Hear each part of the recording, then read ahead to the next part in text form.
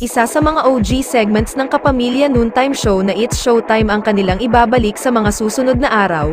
Ang #StarsOn45, tampok ang mga individual na kayang awitin ang mga classic at makabagong awitin, habang inihahanda na rin nila ang isang bagong segment para sa adult at kid dance groups, ang #HipHopHooray.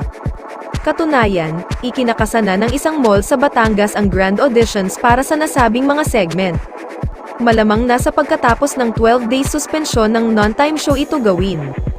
Samantala, tingin umano ng talent manager at comedian na si OG Diaz na sakaling matuloy ang 12 days suspension sa It's Showtime, ay eere pa rin ito pero papalitan ang title at lalagyan ng ibang mga host.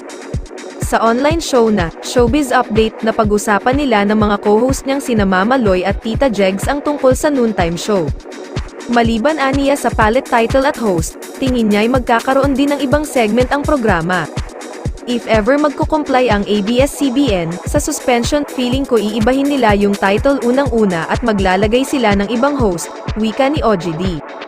Tapos para magpatuloy ng show at syempre may mga segment doon na iba rin, na noon lang makikita, siguro kung ang bahagi ng desisyon ng MTRCB kunwari ay hindi makita yung mga host whether yung involved doon sa incident or the whole cast, hindi makita, sana naman huwag. Alam mo naman ang ABS-CBN mahusay din naman sila sa paghahanda bilang preparasyon kung sakali na mag-iiba na nga ang title, mag-iiba na ang mga segment feeling ko may kukunin din silang ibang host, dagdag pa niya.